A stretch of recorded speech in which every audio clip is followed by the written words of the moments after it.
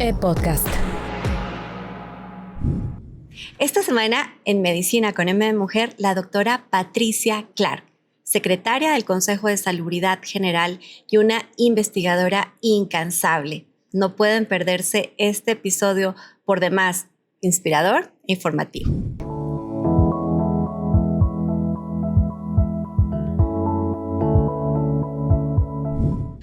Hola, bienvenidos a un nuevo episodio de Medicina con M de Mujer. Yo soy Juana Ramírez y hoy estoy más que complacida y contenta con la invitada que tenemos en el set, la doctora Patricia Clark. Bienvenida, Pati. Muchísimas gracias, Juanita. Patricia, llevábamos ya un tiempo, pero tu agenda hoy no te pertenece, según me dijiste, sí, por tus nuevos roles. Y tenemos tanto que platicar que no hay tiempo que perder.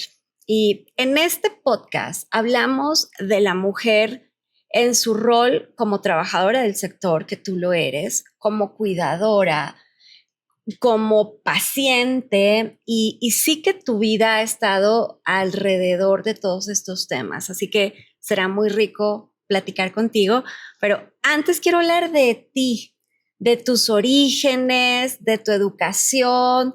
Sé que en realidad eres de Chihuahua. Cuéntame un poco de ti. A ver, no, la verdad las cosas no nací en Chihuahua, yo nací en la Ciudad de México y tempranamente fui a parar al estado de Chihuahua, hice toda mi secundaria, mi preparatoria y ahí surgió mi interés por estudiar medicina. Justo en la preparatoria estaba yo entre, no sé, medicina y psicología, decía yo. Tuve una gran suerte de estudiar en la preparatoria en una escuela que fue una escuela experimental.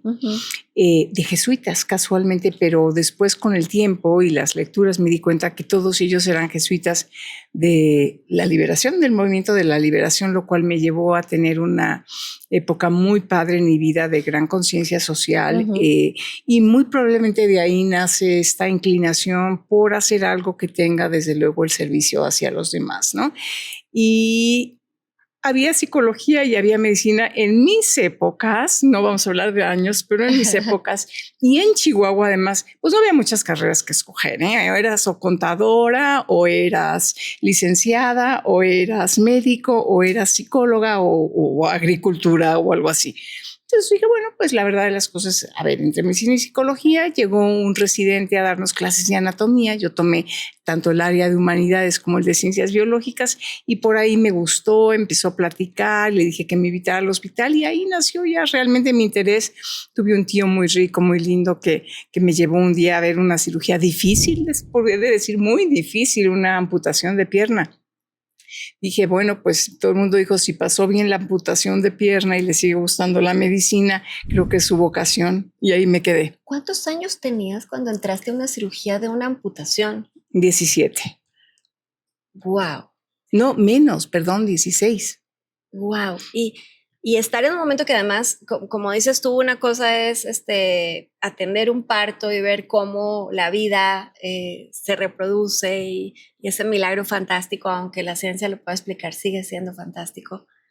La decisión de una amputación suele ser un momento muy difícil para el paciente. Y para ti fue lo que definió estudiar medicina. Dice mi mamá que yo llegué tan emocionada porque me permitieron tomar el suero y cambiarlo de lugar, ¿no? O sea, yo me había sentido utilísima en la cirugía porque había movido el suero del paciente de un lugar al otro. Entonces, la realidad por ahí iba la cosa, era mi vocación. Si volvieran a ser, muy probablemente volvería a ser médico, no lo sé. Cuando estuve en la UNAM y en la Junta de Gobierno y conocí las 122 o más licenciaturas que hoy tenemos, por ejemplo, la biología me encanta, ¿no? Y pues, claro, en Chihuahua y en mis épocas biología pues ni existía, la había estudiado algo en secundaria, algo en prepa y punto. Entonces, realmente por ahí nació. Muy seguramente si volvieran a ser, volvería a ser médico. Fíjate que si yo volviera a nacer, yo estudié psicología porque en realidad las condiciones económicas en la familia no permitían que me pudiera dedicar 100% a estudiar medicina y tenía que estudiar y trabajar. Psicología lo permitía, medicina imposible. Entonces, si yo volviera a nacer, estudiaría psicología, medicina, pero me llama la atención que decidieras entre las dos. Y entonces te vienes a la Ciudad de México. Entonces me vengo a la Ciudad de México a estudiar a medicina y entonces aquí estudié medicina, estudié toda mi carrera, aquí hice todo inclusive, y me empezó a interesar mucho la investigación desde muy tempranamente por un muy lindo profesor que tenía yo que se llamaba Stanislao Stanislavski, que nos daba patología, y él un poquito sembró esa semilla de la inquietud que yo ya tenía. O sea, creo que uno hace investigación porque se inquieta, ¿no? Porque quiere preguntar, porque quiere respuestas a lo que te quieres preguntar, y entonces pues uno siempre anda con una preguntita debajo del brazo, ¿no? Para ver si la podemos contestar. Y ahí empecé un poquito ya desde pues segundo año de medicina, un poquito con esa inquietud para la investigación. Hice mi servicio social en investigación en el DIF. Entonces el DIF todavía tenía el instituto, lo que hoy es el Instituto Nacional de Pediatría, entonces era el Hospital del Niño del DIF, y tenía varios centros de salud, y yo estaba en uno de estos centros de salud en donde me tocó lindo, porque además era un lugar de gente realmente vulnerable en muchos aspectos. Me tocó ahí atender partos, hacer muchas cosas, y la verdad las cosas, pero todo esto también encaminado un poquito ya hacia la investigación. Y después hice reumatología, después hice mi maestría fuera de México, en Canadá. Vino la Fundación Rockefeller a buscar algunas personas que tuvieran ciertos perfiles, y yo me vi favorecida. Fui becaria de la Fundación Rockefeller, hice mi posgrado fuera, luego mi doctorado, luego mi postdoctorado, y pues luego ya me quedé en pura medicina e investigación. Y pues realmente esto de la función pública es muy reciente también en mi vida, porque yo pues sí, me he dedicado a la academia durante toda mi vida profesional. Y vamos a ir también a hablar de tu rol ahora como secretaria del Consejo de Salubridad General, pero antes quiero que me cuentes de ese proceso que nos has contado rapidísimo de formación profesional. ¿Estudiaste medicina en La Salle? Sí, soy lasallista. Luego te especializaste en la UNAM. En el Hospital General de México, sí. Ok. ¿Qué ha cambiado, Pati, entre la formación médica de ese momento y en lo que estamos hoy? Porque pareciera que en ciertos círculos hablar, por ejemplo, de un sector salud que sigue siendo hostil con las mujeres, como que nos ven y dicen, ay, ya estuvo, eso ya está resuelto. ¿Cuál es tu visión? A ver, lo que pasa es que te platico, cuando yo estudié medicina éramos una minoría. Yo creo que éramos de toda la generación, pues si éramos un 10% de mujeres, era mucho, a lo mejor 8%, de las cuales, según lo que he sabido, porque no he tenido contacto con muchas, pues muchas dejaron la carrera, finalmente o no la terminaron, o ejercieron poco tiempo, o nunca ejercieron. Y creo que son poco los perfiles que hasta hoy siguen ejerciendo la medicina.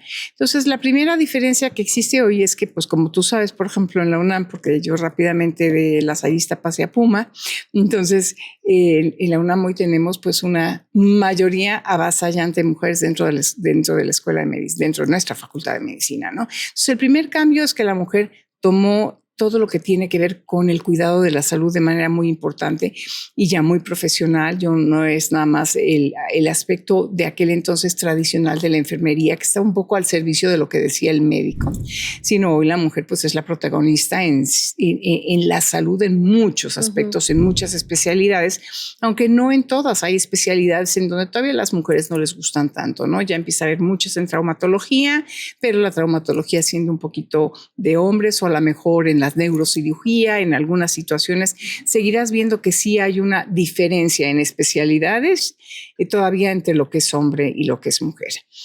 Sigue habiendo diferencia cuando ingresas a órganos colegiados como la Academia Nacional de Medicina, en donde somos una minoría de mujeres, ¿no? Entonces hay que empujar. Ahora ya tenemos nuestro comité de mujeres dentro de la Academia Nacional de Medicina. Yo te vi en una intervención en la Academia Nacional de Medicina, que por cierto pueden buscar también en YouTube, y entonces tú mostrabas las estadísticas de la participación de las mujeres en la Academia Nacional de Medicina y en otras instancias colegiadas, y decías, esto es una vergüenza. Y yo no imagino los señores de la academia cómo respondían a eso que tú estabas diciendo, pero lo decías con tal vehemencia, porque además tienes razón, comparte esas estadísticas. Sí.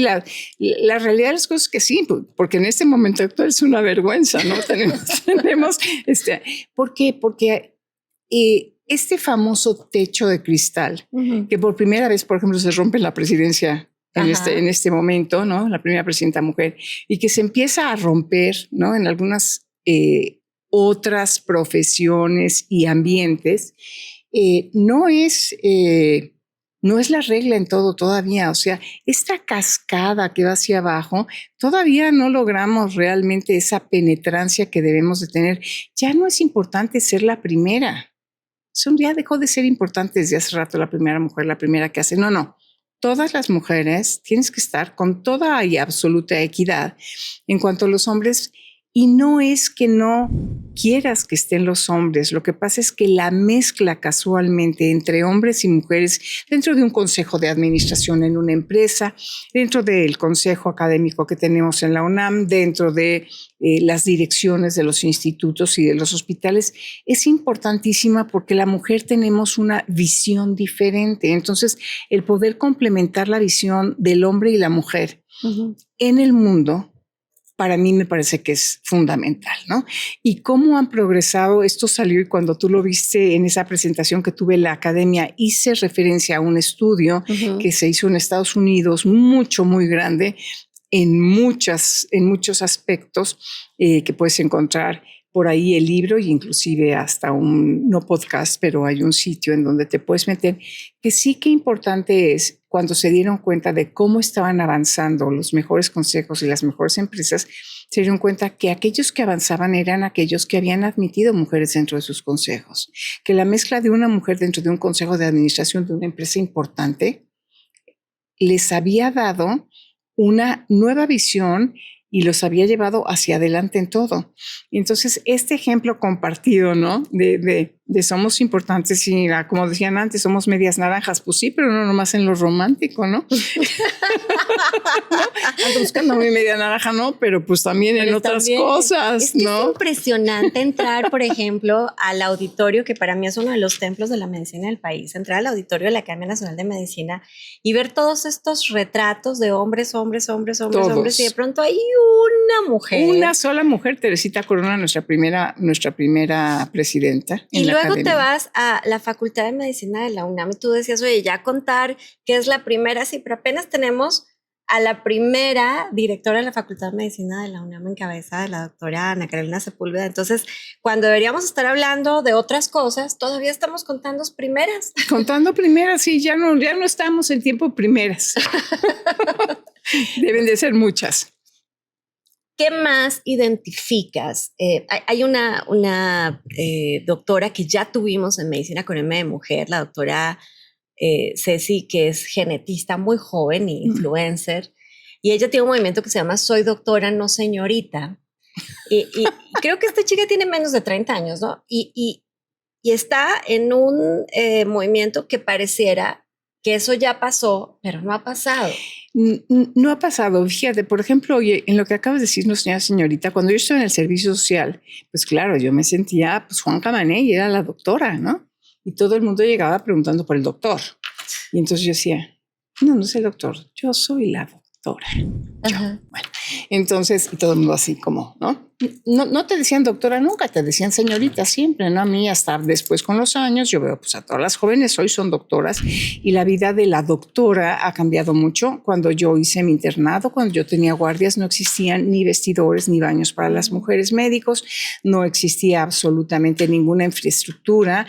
Y luego pasa un poquito lo que desafortunadamente a veces nos pasa a las mujeres y tenemos que evitarlo siempre. Somos las mismas mujeres a veces las que nos ponemos un poquito el pie. Entonces, pues teníamos a veces que cambiarnos en enfermería, donde estaban las enfermeras que nos veían feo porque querían que nosotros nos creíamos mucho, ¿no? Claro. Porque ellas eran enfermeras y nosotros ya éramos doctoras, ¿no? Entonces, todo esto yo siento ahora que ha cambiado mucho en nuestras instituciones, pero sí todavía las generaciones, digamos que de los 60s para arriba, siguen siendo generaciones definitivamente que no entienden y no internalizan verdaderamente el cambio y la importancia que tiene la mujer.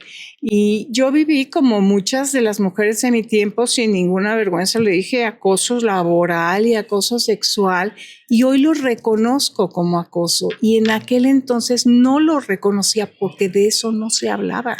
Qué fuerte lo que dices por varias razones. Una, por entender que hay una profesión que es superior a otra en el caso de la medicina y la enfermería, cuando tienen roles muy relevantes y diferentes en el abordaje de la salud. Y del otro lado, yo creo, Pati, que todavía la formación médica y las condiciones laborales de las mujeres en la salud no reconocen diferencias fundamentales, como entender que tienen hijos, que necesitan también salas de lactancia, que tienen que cubrir turnos, entonces deberíamos tener guarderías, pero pareciera que las instituciones de salud públicas y privadas son las empresas, ¿no? Los espacios de trabajo menos saludables para las mujeres. En cierta manera sí lo son. Empiezan a haber cambios. Yo te digo que, por ejemplo, en el Hospital Infantil Federico Gómez, que de ahí vine al consejo, sí tenemos guardería, por ejemplo, ¿no? Si hay una guardería, llegan las mamás y dejan sus chiquitos ahí y pueden bajar si se les llama, pueden bajar a lactar, etcétera, etcétera. Entonces, por lo menos en este último hospital donde te digo sí, también ya sé que en la UNAM tenemos ya nuestras áreas de lactancia. Creo que vamos avanzando poco a poco a cosas que son sustantivas, pero que no han caído en cascada. O sea, yo quisiera ver lo mismo que está sucediendo en la profesión médica hacia más abajo y en mujeres no profesionistas, punto. O sea, la mujer en este país es la fuerza de trabajo también. Todas aquellas que nos ayudan en la casa, todas aquellas mujeres que día a día trabajan y se esfuerzan porque la mitad del mundo sea mejor, porque ellas corresponden a esa mitad de vida, todavía no son valoradas como deben de ser. Uh-huh. Y adicionalmente dedicaste tu vida a la investigación y a la investigación en algo que tiene una presencia, también en hombres, pero una presencia preponderante en mujeres. Cuéntanos más. Así es. Bueno, yo soy reumatóloga, me dedico a la artritis, a las articulaciones, a las reumas, como dice la gente, pero poco a poco me fue interesando mucho cuando vinieron, te platicaba que yo hice mi posgrado fuera y vinieron de la Fundación Rockefeller. Mi mentor era desde luego un reumatólogo extraordinario, el doctor Peter Towell. Y entonces en Canadá y Estados Unidos, yo me entrené primero en Canadá y luego estuve en Estados Unidos.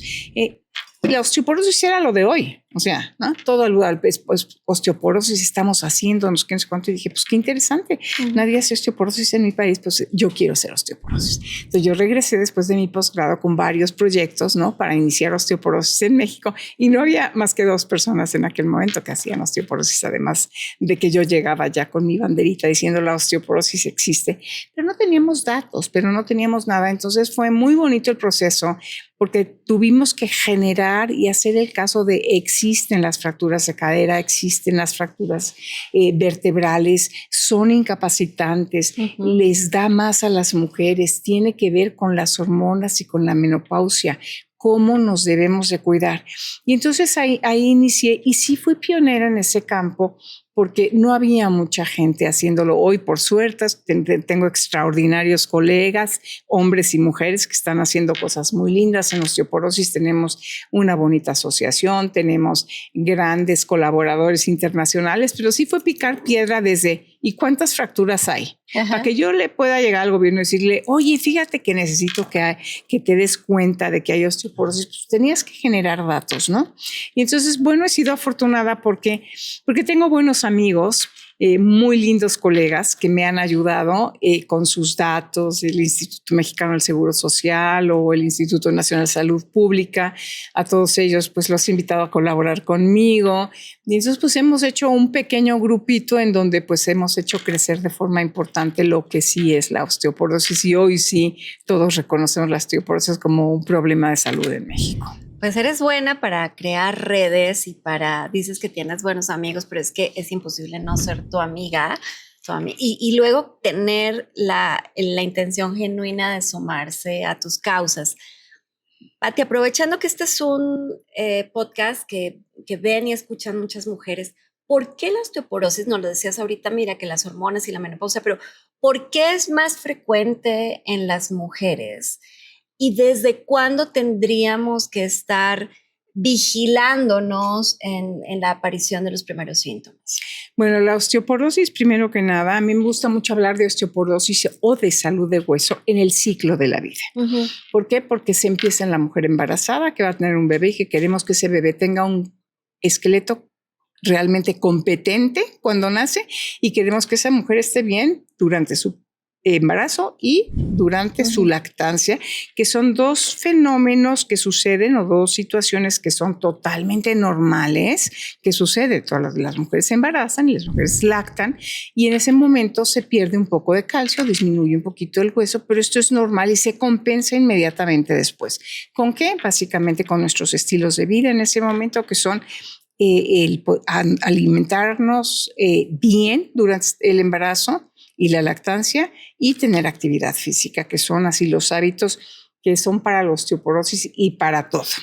Bueno, y después empezamos desde los niños, ¿no? Los niños chiquitos que tienen que hacer, bueno, pues tenemos que cuidar en los niños pequeños también sus hábitos, tanto del ejercicio como de su nutrición. ¿Por qué? Porque en ese momento tenemos que hacer que los seres humanos, que estos chiquilines, las niñas y los niños tengan esqueletos competentes y esqueletos fuertes. Y ¿cuándo haces hueso? De los 0 a los 25 años. Y sobre todo en la adolescencia. Entonces vas haciendo hueso, vas haciendo hueso, vas haciendo hueso. ¿Y qué quiere decir? Que en esa etapa de la vida tienes que tener una extraordinaria nutrición y hacer ejercicio y sobre todo ejercicio de impacto. Que los niños corran, brinquen, jueguen la cascarita. Cuando me dicen, ay, el ejercicio, bueno, no sé, a ver, yo jugaba en la escuela en 1 metro cuadrado con un resorte que costaba 3 pesos.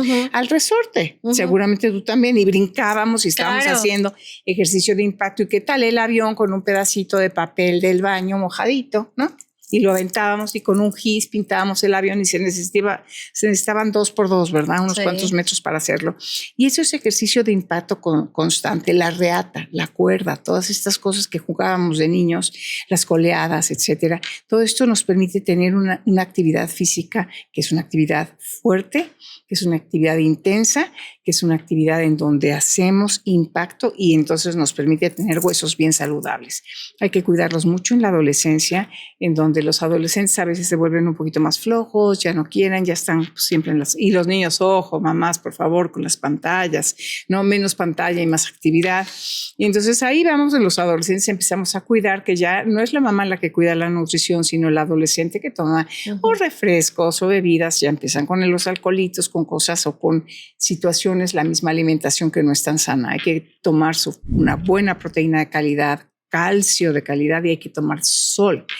Por supuesto, nosotros las mujeres, el sol, por favor, señoras, con un poquito de protector solar, ¿no? Para la arruguita, ¿no? Pero, para prevenir otras cosas. Pero nada más en la cara, porque los brazos y las piernas tienen que estar descubiertos por lo menos 20 minutos en lo que uno va caminando o haciendo algo así, para que nosotros sinteticemos nuestra vitamina D, que es muy importante. Y este ejercicio, esta nutrición y tal, debe de seguir toda la vida, pero de pronto las mujeres, ¿qué crees? Que nos viene la menopausia. Entonces el estrógeno siempre es algo que tenemos que nos permite que el hueso esté bien y a las mujeres en el momento es un factor de riesgo importante para iniciar la pérdida de hueso. Las mujeres en cuando empiezan la menopausia, ya sea natural o ya sea porque por alguna razón tiene que ser quirúrgica, en ese momento al perder estrógenos empezamos invariablemente a perder hueso rápidamente. Entonces nosotros en 3 a 5 años podemos perder hasta el 30% de nuestra masa ósea, que es muchísimo. Muchísimo. Y luego a eso se le suma lo que es la osteoporosis senil por la edad. Bueno, como nos salen arrugas, como la piel se deshidrata, como las articulaciones nos duelen, pues igualito nuestro hueso también pues va teniendo las consecuencias de la edad, se va saliendo el calcio del hueso. Entonces lo que tenemos que hacer es, ya en ese momento de la menopausia, pues ver si a un ginecólogo que conozca bien también de osteoporosis y hueso, que nos cuide nuestra salud de hueso, que vea si necesitamos un reemplazo hormonal al cual no hay que tenerle miedo, tiene que estar desde luego en las mujeres que lo requieren y como lo requieren y con el médico adecuado, y si no, después ya tenemos algunos medicamentos específicos para hueso. Pero en esos momentos de la vida sigue siendo igual de importante que de niños el tener una dieta adecuada en calcio, tener una dieta adecuada en proteínas de calidad y vitamina D. Y ejercicio. Y ejercicio. Porque la masa muscular es el cemento que cuida toda esa estructura. Sí. Pero como ustedes pueden ver, la doctora Patricia Clar tiene mucho que hablar de medicina y tienes esta característica de hacer que la información compleja pueda ser entendible, sencilla y llegar a todas las audiencias. Y de pronto un día estás en el Consejo de Salubridad General como funcionaria pública al lado de alguien que tú y yo queremos mucho, que es el doctor David Kersenovich. ¿Cómo pasó eso y cómo han sido estos primeros meses? No tengo idea cómo pasó, pero pasó. No, la verdad de las cosas es que, bueno, el doctor Kersenovich lo conocía pues de la academia. Entonces un buen día pues me invitó a diálogos, ¿no? Para que yo hablara pues, de lo que yo hago, ¿no? Justamente enfermedades crónico-degenerativas, un poco de epidemiología clínica. Hiciste parte de las famosas mesas. Entonces fui a 3 de estas mesas, ¿no? 3 mesas muy bonitas que organizó, muy mixtas, ¿no? En donde había de todo, funcionarios públicos, no funcionarios públicos, pacientes, médicos privados, médicos institucionales, habíamos de todo. Y fueron mesas que a mí me llamaron la atención muy gratamente porque fueron siempre bien conducidas, perfectas, todo el mundo tenía su tiempo para hablar y nunca hubo ninguna malentendido y él retomó absolutamente pues todo esto. Él creo que hizo 40 o no sé cuántas, cualquier cantidad. Yo estuve con él en 3, pero hizo cualquier cantidad y recogió todo esto de diálogos que pues aparentemente para él fue tan importante, con una metodología muy precisa, no es nada inventado. El doctor es un gran investigador entre las muchas cosas que tiene. Entonces hasta estos diálogos llevaron una metodología muy precisa para que realmente tuviera respuestas en lo que él quería, y a través de todas estas respuestas de la comunidad, pues aparentemente hizo, y junto con la presidenta, su programa de salud. Y bueno, me invité, pues yo muy contenta fui, pues muy contenta hablé, y luego pues me habló por teléfono que sí, y yo me emocioné tanto porque dije, seguro que quiere que le haga un programa de salud de hueso y osteoporosis. Y yo se lo voy a escribir, y qué padre, bueno, ya, salto cuántico. La osteoporosis va a estar en todos lados. Hasta ahorita no hemos hecho mucho de osteoporosis por otras razones, porque hay prioridades ahorita en el consejo.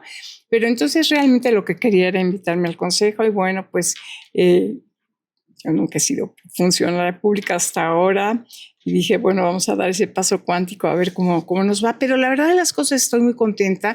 Me ha dado la oportunidad de que lo que yo sé, que es medicina basada en la evidencia, todo este tipo de cosas que he manejado en la academia, se pueda aplicar realmente dentro. Eso es lo bonito, que lo que yo sé lo aplico desde el punto de vista científico dentro de lo que yo, de mi tarea diaria dentro del consejo. Eso es lo que más me gusta, ¿no?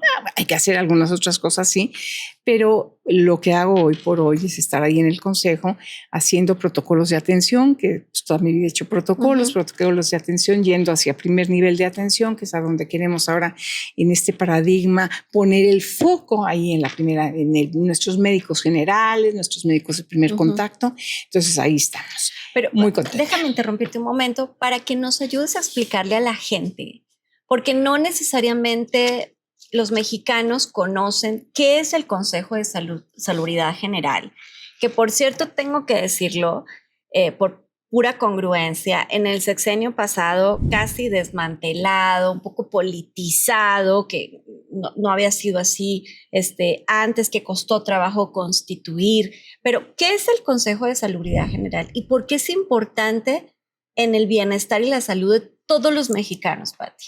Bueno, el consejo, fíjense que el consejo data de 1800 y tanto, casi a los fines de 1800, cuando había epidemias en México y este tipo de situaciones, y entonces el presidente de la República dijo, yo necesito tener un consejo de médicos que me explique qué hago en estas situaciones en donde la salud no está afectando a la población.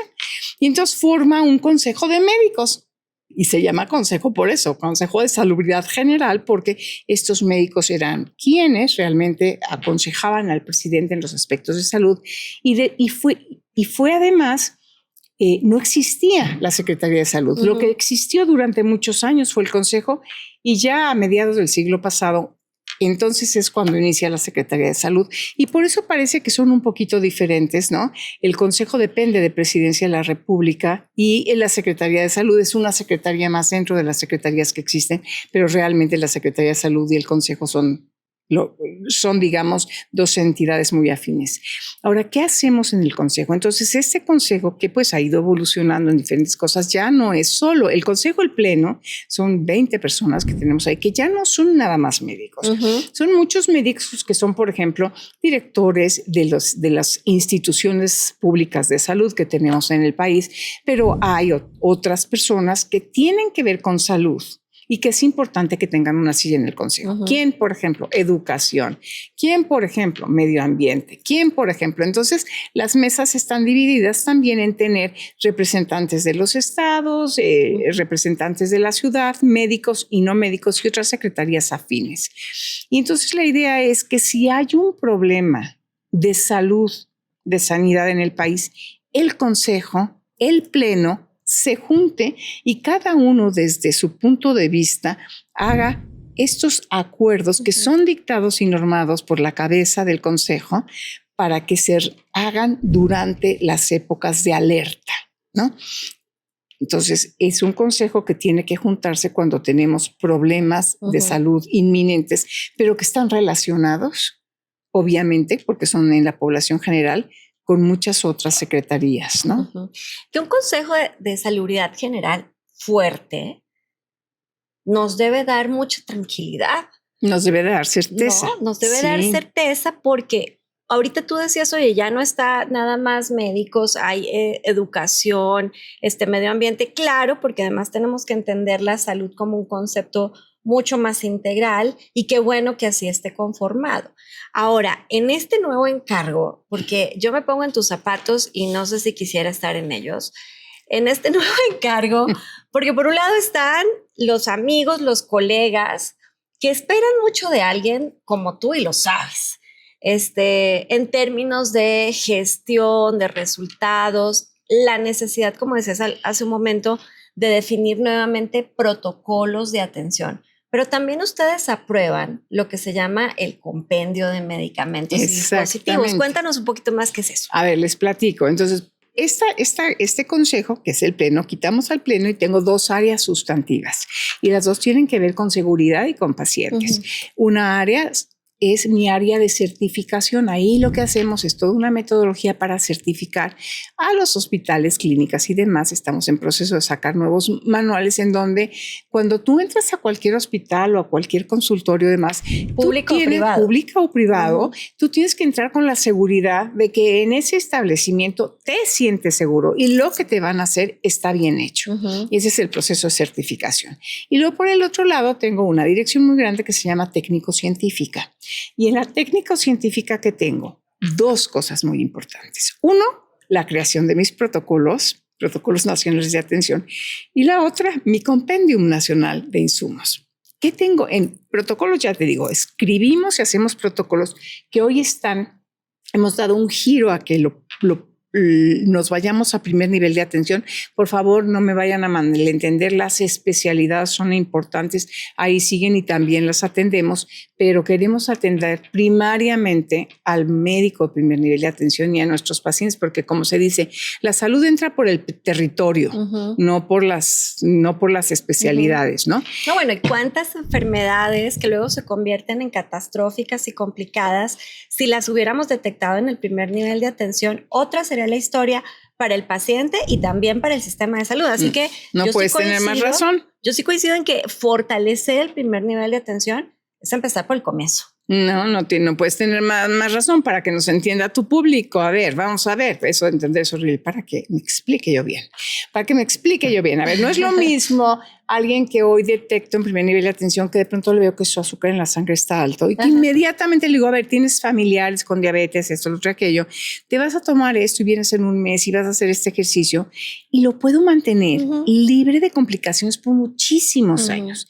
Y hoy lo que me llega es una gente que tiene una enfermedad renal y ya lo tengo que poner en diálisis o hemodiálisis. O me llega una gangrena en un pie que tengo que amputar. O me llega un paciente ciego. Ahí no queremos llegar. Y cuando se dice esto, parece que la gente llegó apenas a servicio de salud, pero en realidad con muchísima frecuencia fueron a varios consultorios, servicios médicos públicos y privados a que atendieran síntomas y no a profundizar sobre las enfermedades. Por eso sí, vital trabajar en el primer nivel de atención. Y les dieron diversos tratamientos muy variados, unos de una cosa, otros de otra. Y lo que tratamos de hacer nosotros con estos protocolos nacionales son los mínimos estandarizados a lo largo y a lo ancho del país. O sea que un paciente que llega con un factor de riesgo para determinada enfermedad tiene un protocolo, ese médico general, y lo conoce y es el mismo que está en Tlapa Guerrero, que está en la Ciudad de México. Y entonces vamos a disminuir la variabilidad en los tratamientos, los vamos a estandarizar. Esto va a ser muy bueno para los pacientes, muy buenos para nuestro sistema de salud y vamos a optimizar todo esto. Entonces ese es el lado, pero estos protocolos pues obviamente tienen insumos. ¿Insumos cuáles? Pues necesito, por ejemplo, hacerle a un paciente una creatinina o una biometría hemática, necesito tener con qué hacérselas, ¿verdad? Necesito poder tener ahí en ese centro de salud la hojita, el piquetito, la jeringuita, sacarle sangre, el reactivo, poner la muestra y el laboratorio. Entonces, bueno, todo lo que yo digo hoy está haciendo en la Secretaría de Salud paralelo. Yo tengo un programa muy grande, muy importante, pero paralelamente estamos teniendo, por ejemplo, el de la muestra viaja. Entonces, esa enfermera que estaba muy lejos o ese médico muy lejos, ya ahora vamos a tener dentro de algún tiempo, no, nada de lo que digo es en 24 horas, eso siempre me gusta decirlo porque la gente cree que ya es mañana, no, hay que implementarlo. Pero entonces esa sangrecita de ese paciente que ya le di el picatito y quiero saber si está bien o no, hay unas cositas que puedo hacer a lo mejor ahí mismo donde estoy y hay otras que tengo que mandar y mi viaja muestra. Ya no voy a mandar el paciente a kilómetros para que le hagan tal examen o tal. Claro, va a haber la posibilidad de que viaje la muestra, me regresen a mí como médico general los resultados y pueda tratar a mi paciente. Pero entonces yo, consejo, tengo que tener todos esos reactivos en el protocolo. ¿Para qué? Para que los compre el gobierno. Y lo mismo en el tratamiento. Yo establezco los algoritmos, y no yo, ¿no? El consejo a través de muchos maravillosos médicos especialistas que nos regalan su tiempo y su expertise para poder hacer estos protocolos. Entonces, con estos protocolos, lo que hacemos es decir, bueno, ya tenemos también el algoritmo de tratamiento. ¿Con qué tenemos que tratar? 1, 2, 3, 4, los medicamentos que se requieren y se necesitan. Esos medicamentos, yo tengo que asegurar que tienen clave en mi compendium. ¿Qué es el compendium? Pues el compendium es esta lista muy grande, esta que yo tengo de medicamentos y de insumos que han tenido todo un proceso para que yo pueda aceptar y darles clave.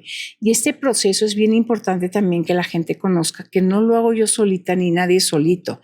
Tengo el respaldo de las instituciones, de los científicos y de los médicos que tratan todas estas enfermedades y ellos se ponen de acuerdo entre todos cuál es el mejor tratamiento y tenemos médicos privados, médicos del ISSSTE, médicos del IMSS, médicos de los institutos nacionales de salud y del IMSS ordinario.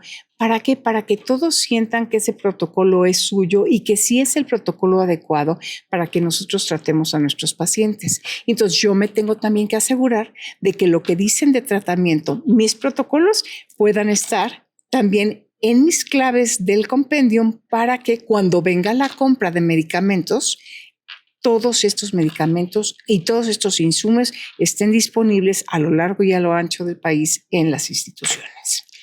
Doctora Patricia Clark, yo te escucho hablar y me emociona y me llena de optimismo pensar que alguien como tú sea la secretaria del Consejo de Salubridad General, porque seguro te van a pasar rapidísimo estos 6 años, pero con toda certeza las cosas que logren tendrán estructura y serán de largo plazo y se quedarán como un legado.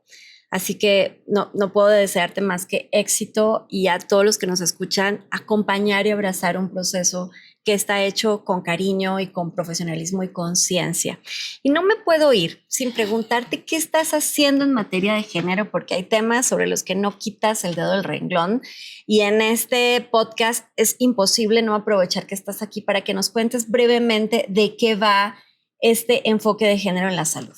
Bueno, la verdad de las cosas es que sabemos en salud que hay diferencias entre hombres y mujeres y desde luego en todas nuestras publicaciones y en lo que ustedes lean les van a decir, sí, la osteoporosis es más frecuente en las mujeres porque nos faltan los estrógenos. Y luego les van a decir, ay, pero los hombres tienen más infartos porque resulta que ellos tienen o mayor estrés o tienen algunos factores de riesgo que no tenemos las mujeres.